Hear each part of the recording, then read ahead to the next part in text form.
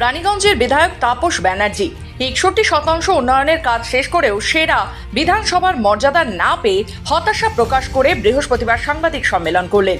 এ নিয়ে প্রশ্ন তুলে বলেন, রানীগঞ্জের সর্বাধিক কাজ হয়েছে, তারপরও অজ্ঞাত কারণে বিধানসভা কেন্দ্রটি পিছিয়ে রয়েছে।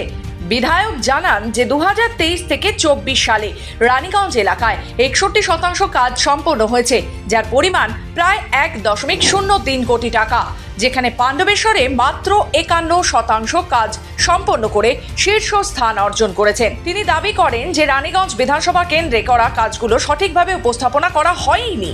এতে অন্যান্য নির্বাচনী এলাকার তুলনায় রানীগঞ্জকে দুর্বল করা হয়েছে।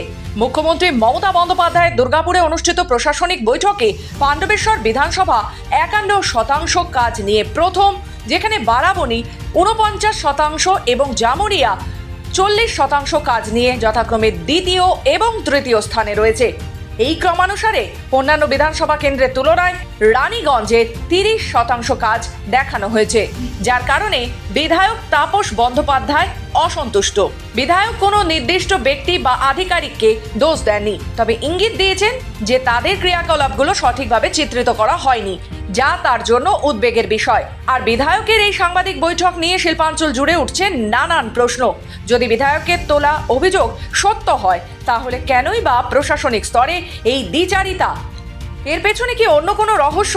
দলীয় সূত্রে খবর, বেশ কিছু মাস আগে এই বিধায়ককে আসানসোল দুর্গাপুর উন্নয়ন পর্ষদের চেয়ারম্যান থেকেও সরিয়ে দেওয়া হয়, আর তাতে করেই রানীগঞ্জের বিধায়ক কিছুটা হলেও ব্যাকফুটে। সূত্রে খবর, জেলা নেতৃত্বের কাছেও গ্রহণযোগ্যতা কমেছে রানীগঞ্জের এই বিধায়কের তথা শিল্পাঞ্চলের আদি এই তৃণমূল নেতার। কিছুটা হলেও ক্ষোভ থেকেই এই হতাশা বলে ধারণা রাজনৈতিক মহলে। একমাত্র আমি একটা কাগজ দিতে পারি আপনাদেরকে, 24-25 প্রজেক্ট একমাত্র রানীগঞ্জ বিধানসভার ক্ষেত্রে দেওয়া হয়েছে। বাদবাকি কারু আপনার 23-24 পর্যন্ত দিয়ে শেষ হয়েছে, এবং আপনার বারাবণী খালি আপনার 23-24 পর্যন্ত দিয়েছে, আর বাদবাকি সবাই 22-23 পর্যন্ত দিয়েছে। টোটালটার উপরে ইউসি হয়েছে, যেহেতু তাদের ওই পর্যন্ত দেওয়ার পর ইউসি হয়েছে, ন্যাচারালি ওটা ম্যাচিওর করেছে। আর যেহেতু আমার এই পর্যন্ত দেওয়া আছে 23-24, চাই ওটা একটা লেখুন আছে। আবার আমি একটা জিনিস বলি, আমার দেখাচ্ছে, আমার আসলে রানীগঞ্জ বিধানসভা দেখাচ্ছে কত পার্সেন্ট দেখালো, কত 38%। 38% দেখিয়ে আমার ইউটিলাইজেশন দেখাচ্ছে কত, 84 লক্ষ টাকা। ভেবে দেখুন, 84 লক্ষ টাকা আমার ইউটিলাইজেশন, অথচ আমার একটা কাজ 7 মাস আগে শেষ হয়ে যাওয়ার পরেও তার ইউটিলাইজেশন যে কোনো কারণে, কোনো আধিকারিককে আমি দোষ দিচ্ছি না, প্রথমেই বলছি, তাদের একটু উদাসীনতার জন্য তার 2 দিন পর আমার ইউসি এলো কত টাকা,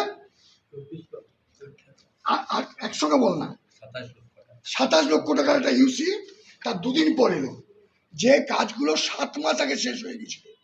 কাজগুলো কি? কাজোড়া হাই স্কুল, আরেকটা Kajora high school, Kajora high school আমি শেষ করেছি 7 মাস আগে, তার ইউসি এসছে স্ট্যান্ডিং কমিটি চলে যাওয়ার 2 দিন পর। তাইলে আমার তো ইউসিটা পাঠাবার দায়িত্ব আমার নয়, আমার প্রজেক্ট পাঠাবার দায়িত্ব।